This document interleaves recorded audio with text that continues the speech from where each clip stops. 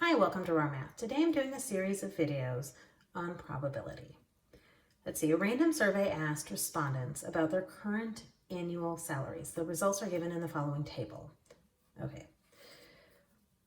What is the probability that the respondent earns between $35,000 and $64,000? So $35,000 and $64,999. That's these two categories together.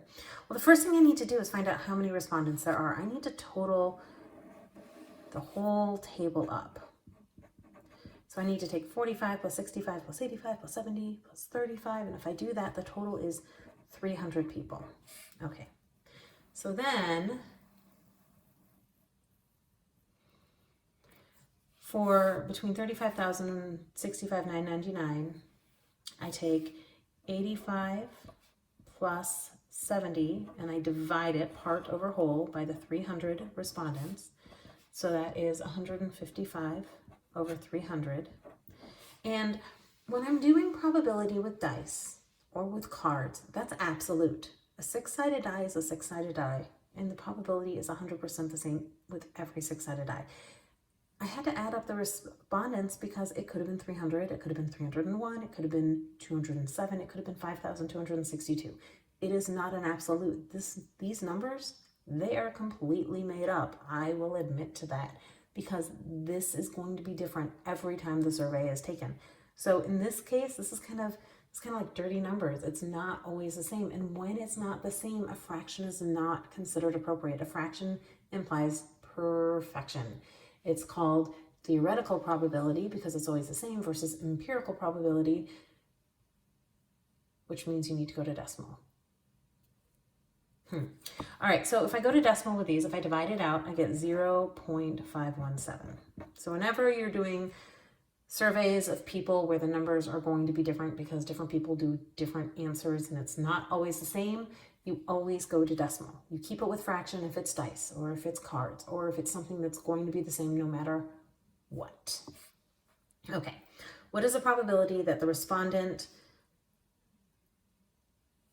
made more than 50,000? Okay, so now we have these two. So we have the 70 plus the 35 over 300, which is 105 over 300, which is 0.35. Now this last one is my favorite. It says, okay, what is the probability that the respondent earns less than 50,000? So for less than 50,000, we have the 45, the 65, and the 85.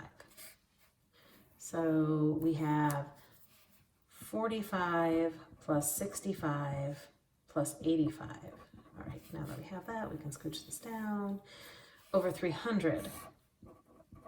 But if we compare these two, you're either going to be more than 50 or less than 50. So really, we should be able to do the total minus 0.35 and get 0.65. We shouldn't even have to do all of this work because the total is going to be everyone, and everybody should add up to 1.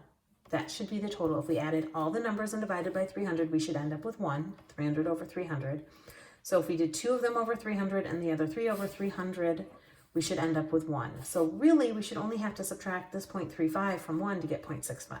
If you don't believe me, add these three numbers up, get 195 over 300, divide it out, and get your 0.65. But honestly, these are called complements. A complement is the two items that add up to the whole.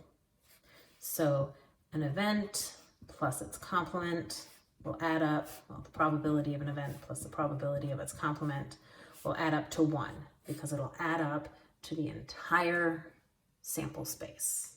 All right, I hope you've enjoyed this video. Please subscribe to my YouTube channel, like my Facebook page, and I'll see you on the next video. Thanks.